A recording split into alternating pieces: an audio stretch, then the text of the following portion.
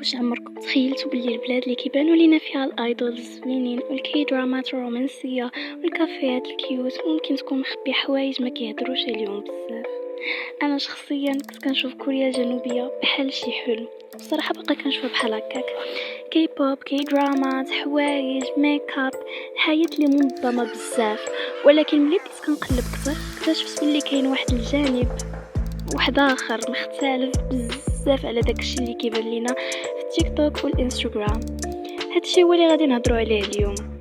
قبل ما نبداو متنساوش تخليو لايك وابوني الا كان كيعجبكم هذا المحتوى باش يوصلكم كاع الجديد، وبغيتكم تدعموني بلايك وابوني، ولا كتبتوا شي كومونتير ما تخافوش ما تعزاش فيا.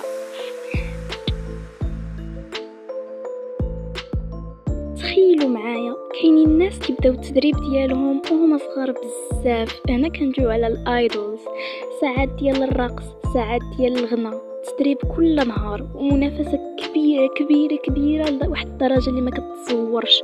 وماشي اي واحد كيوصل للنجوميه، بزاف كيحاولوا ولكن غير فئه قليله اللي كتنجح. ودابا تخيلي انك مشهوره ولا انك مشهور وعندك الملايين ديال الناس اللي كيتبعوك، اي حركه درتيها، اي كلمه قلتيها، اي صوره هبطتيها، كاين اللي غادي ينتقدك عليها. ومن اكثر الحوايج اللي صدماتني هو انه بعض المشاهير ما كيقدروش يعيشوا حياتهم بحال الناس العاديين، يقدروا ما يخرجوش بسهوله، ما يديروا حتى حاجه بلا ما يتصوروا، وبزاف ديال المعجبين كيبقاو كيتبعوا الاخبار ديالهم بالتفاصيل الممله. ولكن واش هاد الشهرة كلها كتستاهل؟ واش الفلوس والشهرة يقدروا يعوضوا الضغط؟ واش الصورة اللي كنشوفوها حقيقة ولا غير جزء زوين اللي كيبان للكاميرا؟ نهضروا على الجانب اللي بزاف ديال الناس ما عارفينوش، حيت ملي كنشوفوا الايدولز فوق المسرح كيبانوا فرحانين، كيغنيين، كيشطحوا، لابسين زوين وعندهم ملايين ديال المعجبين. ولكن واش عمرنا وقفنا وسولنا راسنا شنو كاين مورا ديك الضحكه؟ شنو كيدوزو منو هاد الناس باش يوصلوا لهاد المستوى؟ شنو الثمن الحقيقي ديال هاد الشهرة كاملة؟ صراحة انا اول مرة دخلت العالم ديال الكيبوب كنت كنشوف غير الجانب الزوين، اغاني، الكليبات، درامات، الضحك ديال الايدولز في المقابلات. ولكن ملي بديت كنقلب اكثر وكنغطس في الجانب ديالهم اكتشفت باللي كاين عالم كامل ما كيهضر عليه حتى شي واحد. اول حاجه خصكم تعرفوها هي ان بزاف ديال الايدولز ما كيوليوش مشاهير بين الليله والصباح. بزاف منهم كيبدا التدريب وهو عنده 11 ولا 12 عام. تخيلي معايا انتي ولا انت مازال صغار وصحابك كيلعبوا كيخرجوا وانتي كتدربي ساعات طويله على الغناء والرقص، وماشي نهار ولا جوج، سنين، سنين اللي كتيره بزاف. والمشكل الكبير هو انه ما كاين حتى ضمانه انك غادي تنجحي. يمكن دوزي 5 سنين، 7 سنين، وحتى 10 سنين في التدريب، وفي الاخر الشركه تقرر ان ما تديركش حتى شي فرقه، يعني سواء سنوات من التعب ويمكن في الاخر والو.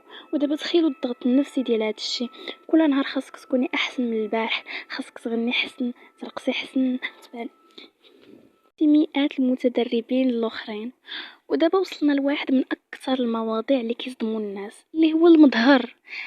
يمكن تكوني موهوبه بزاف ولكن في بعض الاحيان الشكل ديالك كيولي موضوع نقاش اكثر من الموهبه ديالك.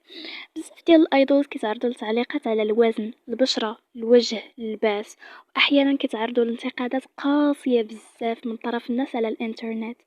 تخيلي معايا انك كتخدمي بجهد وكتدخلي الانترنت وتلقاي الاف الناس كينتقدوك على حاجه ما عندها حتى علاقه بالموهبه ديالك. شي حاجه صعيبه بصراحه. ولكن دابا غادي نوصل لاخطر جزء في هذا الفيديو، واخطر الناس اللي بصح خاصهم شي محاكمه، اللي هما الساسانغ. الا كنتي جديده في الكيبوب، الساسانغ هما اشخاص اللي عندهم هوس مفرط بعض الايدولز. خاصنا نفرقوا بين المعجب العادي والساسانغ. المعجب العادي كيدعم الفنان ديالو، كيسمع الاغاني ديالو، كيشوف المحتوى ديالو. اما الساسانغ في بعض الحالات كيتجاوز الحدود بواحد الشكل اللي كبير بزاف. كاين اللي كيبقى كيتبع اخبار الفنان الوقت كامل، ما عنده حتى شي شغل من غير داك الفنان. كاين اللي كيبغي يعرف فين ساكن، فين مشى، مع من هدر، شنو دار في نهارو. وهاد النوع من التصرفات كيقدر يسبب مشاكل كبيره للايدولز. تخيلي انك خارجه تشري شي حاجه ولا غادا تشوفي عائلتك وكتحسي باللي كاين ناس كيتبعوك ويصوروك. صراحه اي واحد غادي يحس بالخوف، والسبب ديال هذا الشيء بزاف ديال المشاهير كيعانيو من التوتر والضغط. والمشكل ان الناس كيشوفوا الشهرة من برا بوحدها، كيشوفوا الفلوس، كيشوفوا الجماهير، كيشوفوا الحفلات، ولكن ما كيشوفوش الثمن النفسي اللي كيجي مع هذا الشيء. وزيدوا عليها مواقع التواصل الاجتماعي. اليوم اي اشاعه صغيره تقدر تنتشر في العالم كامل في دقائق اللي قليله بزاف. اي تصويره، اي فيديو، اي كلمه، وكتلقى الالاف والملايين كيهضروا عليها. ودابا بغيت نهضر على واحد الحاجه اللي صراحه كتحيرني انا شخصيا. بعض الناس كيشوفوا الايدولز بحال الا ماشي بشر، بحال الا خصهم يكونوا كاملين، ما يغلطوا، ما يمرضوا، ما يحزنوا، ما يعياوش.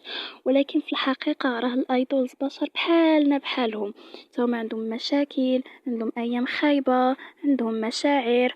ويمكن هذه هي الحاجه اللي كنساوها حنايا بزاف. في وسط الاضواء والكاميرات كنساو بلي هاد الناس انسان قبل ما يكون نجم. وحتى العلاقات الشخصيه ديالهم كتولي موضوع جدل. كاينين مشاهير كيختاروا ما يشاركوش بزاف من حياتهم الخاصه، لان اي خبر صغير يقدر يولي قضيه كبيره على الانترنت. ومن بعد كيجي واحد السؤال مهم: واش الشهره كتستاهل كاع هادشي؟ الصراحه الجواب كيختلف من شخص لواحد اخر.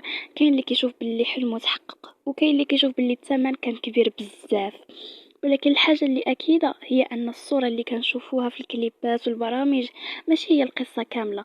كاين مجهود، كاين تعب، كاين ضغط، وكاين تضحيات كبيره ما كنشوفوهاش. في الختام، ملي كتشوفي ايدول ديالك كيضحك فوق المسرح، حاولي تفكري بلي مورا داك النجاح كاينه سنوات ديال الخدمه والتعب. حاولي تكوني معجبه كتدعم وتحترم الحدود ديال الفنان، ماشي معجبه او معجب كتخليه يحس بالخوف ولا الضغط. حيت اكبر هديه ممكن تعطيها للفنان كتبغيه ماشي غير ستريمات والمشاهدات. اكبر هديه هي الاحترام، احترام الخصوصيه ديالو، احترام حياته، واحترام كونوا انسان بحالنا كاملين. اكتبوا لي في التعليقات شنو اكثر حاجه صدماتكم في هذا الفيديو، وشنو هو الايدول اللي كتحسوا انه كيتعرض لضغط كبير بزاف. وما تنساوش لايك واشتراك، ونشوفكم في فيديو جديد. باي باي.